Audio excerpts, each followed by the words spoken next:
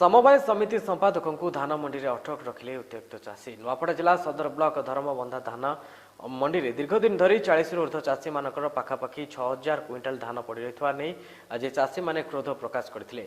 शनिवार संध्या 6टार PACS secretary को मंडी को निज समस्या जनवा बाहाना डाकी रात्र 11टा पर्यंत उत्त्यक्त चाषी मैंने सेक्रेटरी को अटक रखिते। यह घटनार खबर पाई एआरसीएस धर्मबंधा थाना को जनइथिले। थाना अधिकारी घटनास्थल को पहुंची बहु समय धरी उत्त्यक्त चाषी मानक बुझाशुझा करने चाषी मैंने पैक्स सेक्रेटरी को छाड़ी।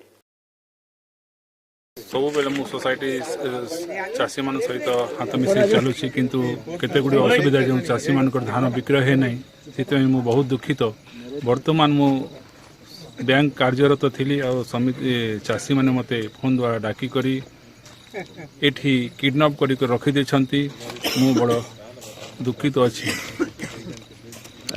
धान केते रही सर आउ केतेटा चाषी लोकंकर एठी वर्तमान 2टा मंडी मिसिक 100 जन चाषी धान 6000 क्विंटल ऊपर अच्छी। मोर धर्मबंधा पैक्स पूरा जंगल भीतर के आसुचे माओ प्रवण एरिया। राति रे चिताबाग बुलुचे मंडी देखले पूरा जंगल भितरे तार उपरे जिला प्रशासन रो किछि व्यवस्था नहीं, सोसाइटी रो किछि देख रेख नहीं पारबार जेहेतु बाहरे अछि। आमर धान 15 दिन हेलाना पड़ीचे। जिलापाल महोदय एवं सीएसओ नुआपड़ा को कहवा सत्ते बिल्कुल कर्णपात नहीं करी बेमातृक मनोभाव रखी सीएसओ नुआपड़ा धरमबंधा मंडीर धान नहीं उठे।